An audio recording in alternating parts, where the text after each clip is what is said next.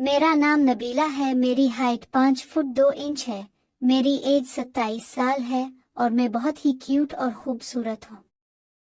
मेरा चेहरा फूलों की तरह हुसैन है। मेरी आंखों में मस्ती भरी है। मेरे गाल मोटे और भरे भरे हैं और मेरे होंठ रस भरे रसीले हैं। तो हुआ कुछ यूं था कि मैं इस वक्त तकरीबन 16 साल की थी जब हमारे मैट्रिक के इम्तिहान होने वाले थे। मैं कोई बहुत कमजोर स्टूडेंट तो ना थी पर कोई बहुत ज़हीन स्टूडेंट भी ना थी, जिस वजह से इम्तिहानात की तैयारी के लिए मुझे किसी न किसी से रहनुमाई की ज़रूरत थी। मेरी खाला का बेटा शहजाद BA कर चुका था और वो हमारे घर से ज़्यादा दूर भी नहीं रहता था। मैंने अम्मा जान से कहा कि वो शहजाद से बात करें कि वो फारिग वक्त में मुझे पढ़ा दिया करें। इस तरह मुझे ट्यूशन के लिए ज्यादा दूर नहीं जाना पड़ेगा, आने जाने की परेशानी भी नहीं होगी और वक्त भी ज़ाया नहीं होगा। अम्मा इसी दिन शहजाद से बात कर आई और उन्होंने मुझे बताया कि उन्होंने शहजाद से बात कर ली है और वो हर शाम 7 बजे से 9 बजे तक आया करेगा मुझे पढ़ाने। इस दिन ने जल्दी जल्दी तमाम काम निपटाए और अपनी किताबें लेकर ड्राइंग रूम में पढ़ने बैठ गई। तकरीबन 7:30 बजे होंगे जब शहजाद हमारे घर आए। शहजाद की उम्र इस वक्त 25 साल के करीब थी और काफी वजीहा और हैंडसम शख्सियत के मालिक थे। उनका कद 6 फुट के करीब जबकि जिस्म मजबूत और तवाना था। क्लीन शेव के साथ सांवला रंग क़यामत खेज था। रस्मी सलाम दुआ के बाद मुझसे मुखातिब होते हुए बोले, अच्छा तो मेरी शागिर्द पढ़ाई के लिए तैयार है। मैंने भी सर हिलाते हुए कहा, जी वेरी गुड। ये बताओ किस सब्जेक्ट में खुद को ज्यादा कमजोर समझती हो? शहजाद ने मेरी किताब उठाकर उसके वरक उलटते हुए किताब पर ही नजरें जमाए मुझसे दूसरा सवाल पूछा। तो मैंने उन्हें बताया कि मैथ और इंग्लिश में कमजोर हूँ। मैं थोड़ा सिमट कर बैठी हुई थी और बात करते हुए भी थोड़ी जेजे कर रही थी। शहजाद ने किताब मेज पर रखते हुए मेरी जानिब देखा और बोले, अगर इसी तरह तुम घबराई और जेजेकित रहोगी तो मेरा नहीं ख्याल कि मैं तुमको जो कुछ पढ़ाऊंगा वो तुमको ज़हन नशीन भी करा सकूंगा। लिहाजा डरने जेजेकिनी की जरूरत नहीं। हम बड़े दोस्ताना माहौल में स्टडी करेंगे और जो कुछ भी पढ़ेंगे इसे याद भी रखेंगे। जी बेहतर। मैं खुद को थोड़ा रिलैक्स जाहिर करने की कोशिश करते हुए बोली। इस दिन पढ़ाई तो कोई खास न हुई, अलबत्ता शहजाद ने अपनी बातों और चुटकुलों की मदद से मेरी जेजेका दूर कर दी। मैं अब काफी रिलैक्स भी थी। यही वजह थी कि मैं शहजाद के चुटकुलों का जवाब भी चुटकुलों की सूरत ही दे रही थी। मेरा चंचलपन बेदार हो चुका था। शहजाद ने थोड़ी सी मैथ की मशक कराई और इंग्लिश से शुरू करने का कहकर घर के लिए उठे। अम्मा ने उन्हें रोक लिया कि चाय तो पीते जाएं। शहजाद भी चाय के लिए बैठ गए। चाय और थोड़ी गुपशप के बाद शहजाद कल शाम 7 बजे आने का कहकर घर चले गए। तकरीबन 2 हफ्तों तक मामलात ऐसे ही चलते रहे। वो वक्त के खासे पाबंद थे, वक्त पर आते और अपना काम वक्त पर खत्म करके चले जाते। उनकी शख्सियत जाजिब नजर तो थी ही, उनके पढ़ाने और समझाने का अंदाज भी खूब था। यही वजह थी कि मैं शहजाद की गिरविदा हो चुकी थी और उनसे काफी बेतकल्लुफी भी हो चुकी थी। इस दिन शहजाद मुझे मैथ की मशक करा रहे थे। जब अम्मा चाय ले आई उन्होंने चाय मेज पर रखी और बोली कि चाय पहले पी लेना।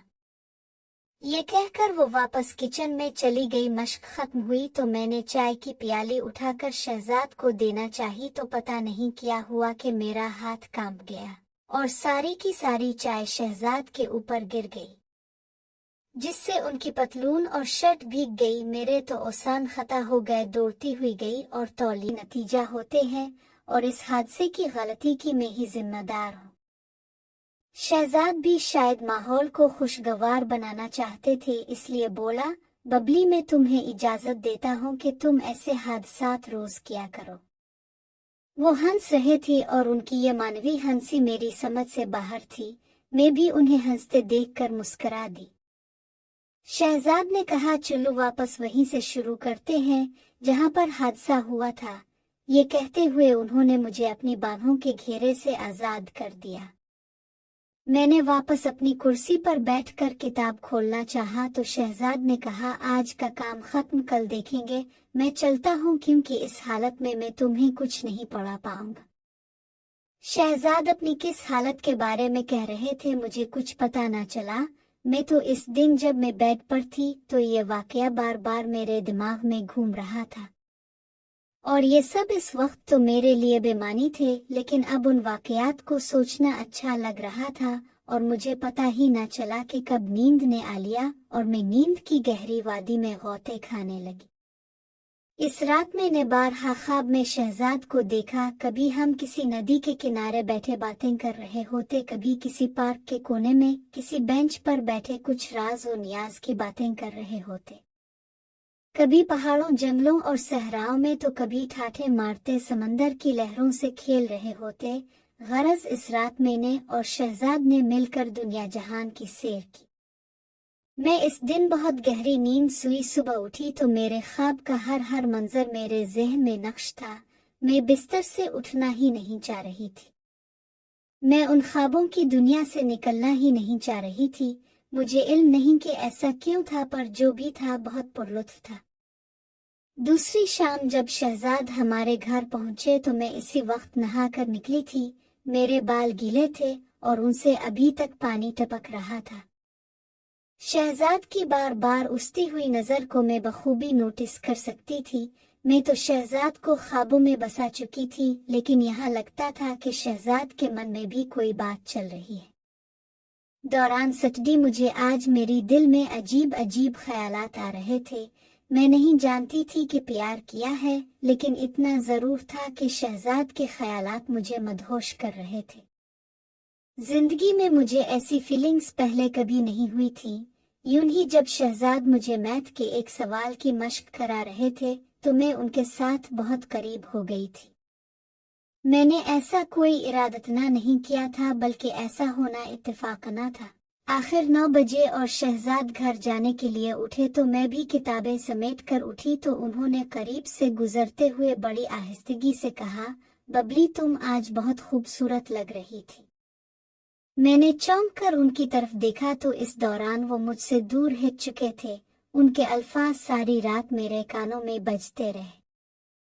شاید خواتین کے متعلق سچ کہا جاتا ہے کہ وہ بہت خود پسند ہوتی ہیں، اسی لیے ان کی تعریف کی جائے تو پھولے نہیں سماتے۔ اگلے دن بھی شہزاد وقت پر ہی آ گئے۔ ابھی ہم نے سٹڈی سٹارٹ ہی کی تھی کہ بجلی چلی گئی۔ میں اٹھی کہ موم بتی جلا کر لے آؤ۔ میں ہی تھی کہ بجلی آ گئی۔ میں واپس ڈرائنگ روم میں آئی تو شہزاد وہاں موجود نہیں تھے۔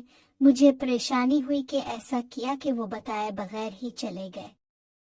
اسی وقت اماں ڈرائنگ روم میں آئی تو انہوں نے بتایا کہ شہزاد کہہ رہا تھا کہ اس کے سر میں درد ہو رہا ہے اور بجلی بھی نہیں ہے، اس لیے وہ گھر جا رہا ہے۔ میں نے بھی کتابیں سمیٹیں اور اپنے بیڈ روم میں چلی آئی۔ میری سوچ کا محور بس شہزاد ہی تھے۔ اس رات بھی میں انہی سوچوں میں غرق سو گئی۔ صبح اٹھی تو شہزاد کی ہی یاد میں سارا دن مسحور ہوتی رہی۔ شام ہونے سے پہلے ہی میں شام کا بے چینی سے انتظار کرنے لگی۔ میں دیکھنا چاہتی تھی کہ شہزاد آج کیسے برتاؤ کرتے ہیں، لیکن وقت ہونے کے باوجود وہ نہیں آئے۔ میں انتظار کرتی رہی، لیکن میرا انتظار بس انتظار ہی رہا۔ وہ 8 بجے تک نہیں آئے تو میں نے اماں سے کہا کہ خیر ہو شہزاد پتہ نہیں آج کیوں نہیں آئے۔ اماں نے کہا کوئی اور کام پڑ گیا ہوگا اس لیے نہیں آ سکا ہوگا۔ میں نے کہا نہیں اماں، کل جب وہ گئے تھے تو ان کی طبیعت ٹھیک نہیں تھی، کیا پتہ وہ ابھی تک ٹھیک نہ ہوئے ہوں، اب خالہ کو فون کر کے ان کا پتہ تو کرائے۔ اماں کو بھی جیسے کچھ یاد آیا تو انہوں نے خالہ کو فون لگایا، تب خالہ نے بتایا کہ شہزاد تو کل سے سخت بخار میں تپ رہا ہے۔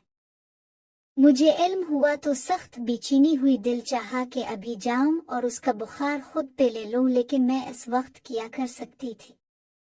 صبح میں اماں کو ساتھ لے کر ان کا پتہ لینے خالہ کے گھر گئے تو دیکھا شہزاد واقعی بخار کی وجہ سے بستر میں پڑے تھے۔ تھوڑی سی رسمی بات چیت کے بعد میں ادھر ہی بیٹھ گئی۔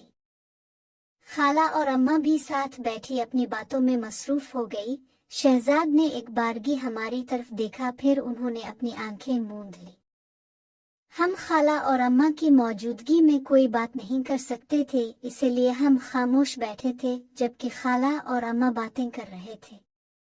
बातों बातों में खाला ने बताया कि उनकी सहेली की बेटी की शादी थी जहां उनका जाना बहुत जरूरी था लेकिन नहीं जा सकती।